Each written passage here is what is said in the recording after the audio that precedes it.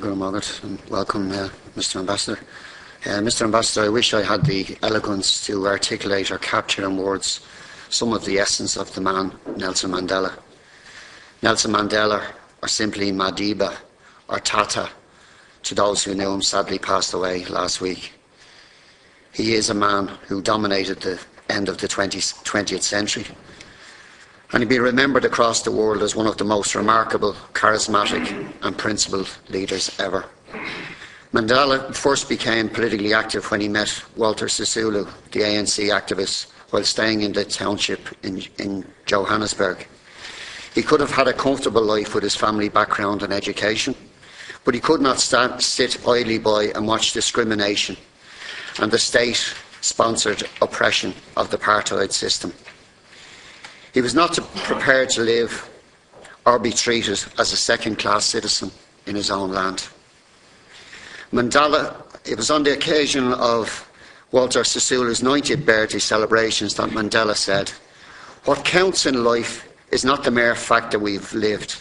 It is what difference we've made to those lives of others that will determine the significance of the life we had and we lead."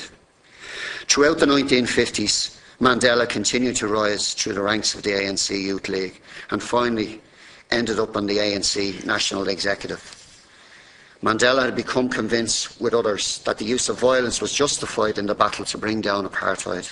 He received military training in Ethiopia in 1962, learning how to use automatic rifles, pistols, mortars, bombs, mines, and was trained in sabotage. He also travelled to Algeria in 1962 to receive guerrilla training in the last days of that country's war against its former colonial ruler, France. He was arrested in South Africa in August 1962 and later sentenced to life in prison. 32 years ago as were many young people from my generation, Mandela was moved and influenced by Bobby Sands. And when he died after 66 days on hunger strike, Mandela sent a message of solidarity and support from his prison cell in Robben Island on the day of his funeral. ANC members were also in attendance in Belfast on that historic day. Prisoners on Robben Island were later to use the hunger strike weapon to successfully improve their prison condition. I'm also told that a copy of Nor Meekly Served My Time, a book written by 3 former blanket men, also holds a place of honour in Madiba's study. Mandela, during his 27 years in prison, became a symbol of hope for the majority of oppressed people in South Africa and those who laboured for freedom, equality and democracy all over the world.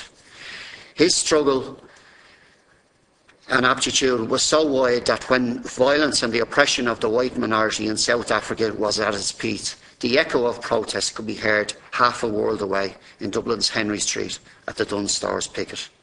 I'm actually embarrassed to talk in terms that I proudly stood at the picket and supported that cause, because it's a bit like people talking about 1916 and those who were in the GPO at this stage, but there was numbers of people turned up, and I think we shared the firm belief that an injustice to one is an injustice to all. Internationalism is important for every struggle. It brings recognition, allows the world to see injustice being carried out, but it also allows a sharing of experiences and success. While right-wing conservatives like Maggie Thatcher and Reagan labelled him a terrorist, and David Cameron, who took part in the Young Tories' Hang Mandela campaign, common men and women around the world were marching, protesting and agitating for Mandela's release and the dismantlement of the brutal apartheid regime. That historic day came when Mandela was elected as South Africa's first black president in 1994. The moment filled the world with hope and optimism. The Rainbow Nation was born. Mandela's life, story and intellect will never be forgotten, and we will continue to inspire those who struggle and strive for freedom, equality, fairness and justice for all. His long walk to freedom is now over, but his work continues. Ardèche Day, Your Honour.